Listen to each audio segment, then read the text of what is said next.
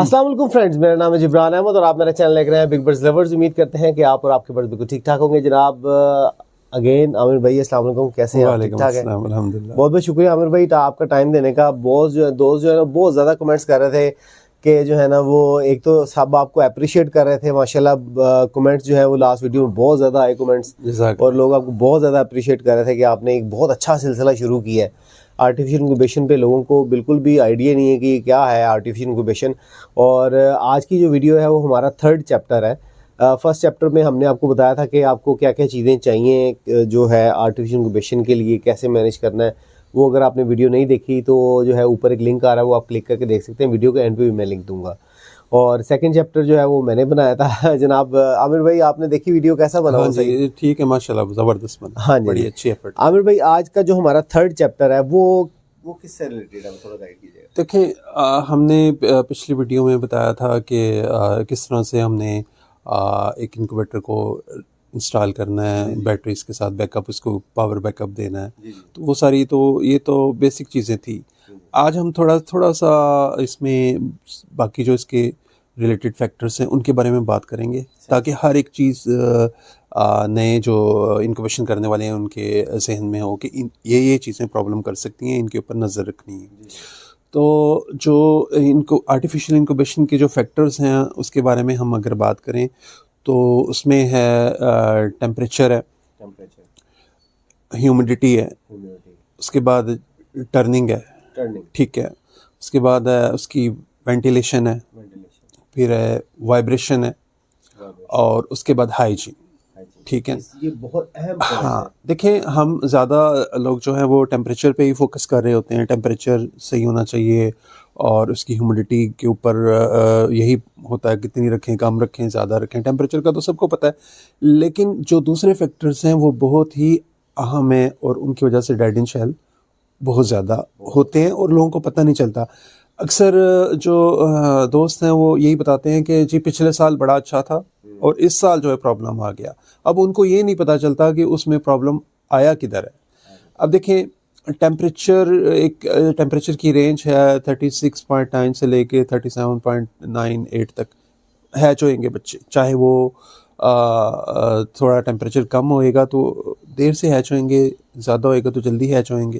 लेकिन हम सबको यही बताते हैं और सब लोग जो हैं अवेयर हैं इस बात से कि 37.34 जो है उसको रखने की कोशिश करें, क्योंकि जो टेम्परेचर है वो टोटल इंक्यूबेटर का जो भी सरफेस एरिया होता है उसमें हर पॉइंट पे एक ही टेम्परेचर नहीं होता, वेरिएशन होती है।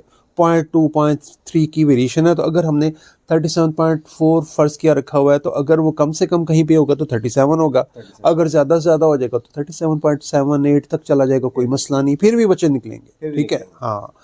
और ह्यूमिडिटी जो है वो शुरू में मैंने बताया था कि 40-50 के बीच में रखें और फिर 2-3 दिन के बाद उसको हम वेट लॉस के हिसाब से देखेंगे कि ये ह्यूमिडिटी ठीक है कि सही नहीं है। और उसके बाद टर्निंग, ये जो टर्निंग इसका मैकेनिज़्म है ना वो भी बड़ा अहम है। और टर्निंग जो है वो कई लोग कहते हैं जी कि हर 2 घंटे के बाद होनी चाहिए, और कई लोग इससे भी ज़्यादा बताएंगे, और कई लोग कहेंगे कि हर 3 घंटे के बाद होनी चाहिए। वैसे सबसे जो बेस्ट है ना, जिसमें सबसे अच्छा रिजल्ट आता है वो है एवरी 4 आवर्स। हर 4 घंटे के बाद आप अंडे को 180 पे उसको टर्निंग को रखेंगे ना, चाहे आप वो मैनुअल कर रहे हैं चाहे ऑटोमेटिक इंक्यूबेटर्स के ज़रिए से कर रहे हैं, तो वो बच्चे की हैचिंग रेट बहुत अच्छा होता है। लेकिन बहरहाल हर 2 घंटे के बाद भी ओके है, 3 घंटे के बाद भी ओके है, 4 घंटे के बाद भी ओके है। अच्छा, उसके बाद आ गया जी इसकी जो है वेंटिलेशन। वेंटिलेशन जो है वो अंडा जो है वो ब्रीथ करता है, सांस लेता है, यानी वो ऑक्सीजन इनहेल करता है और कार्बन डाइऑक्साइड छोड़ता है। तो उसके लिए ऑक्सीजन का सफिशेंट लेवल होना चाहिए और कमरे में वेंटिलेशन का प्रॉपर सिस्टम होना चाहिए, वरना वो प्रॉब्लम होएगी।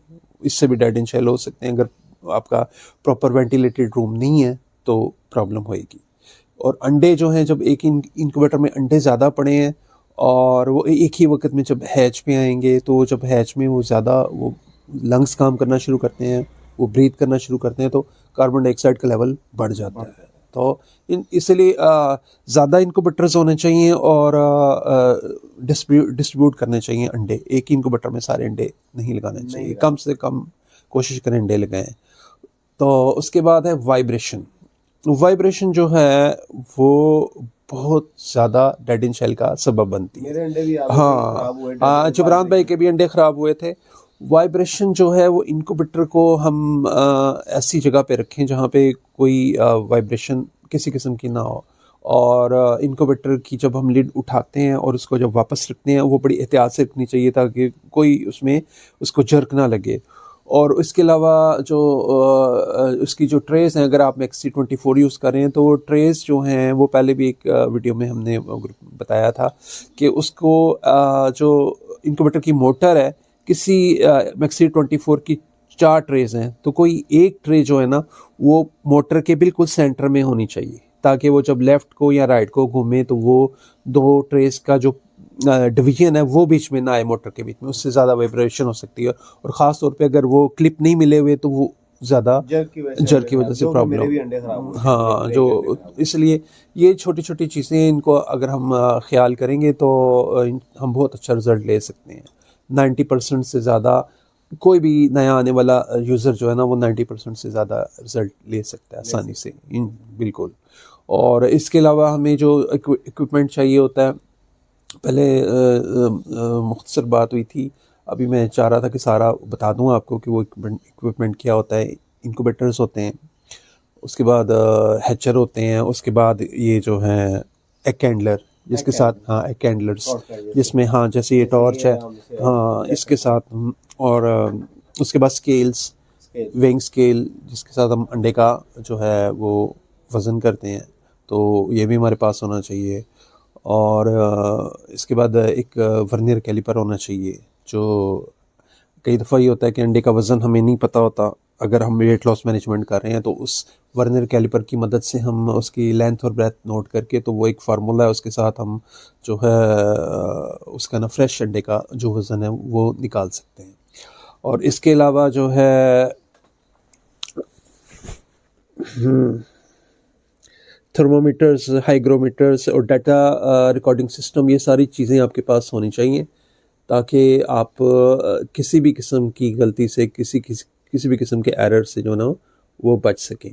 तो ये सारी चीज़ें जो पहले कंपलसरी हैं आपके लिए, जो आर्टिफिशियल इंक्यूबेशन आपने करनी है, तो हम चाह रहे थे कि ये छोटे छोटे वीडियोस बने और आप जो है आस्ता आस्ता आपको हम ना एजुकेट करें।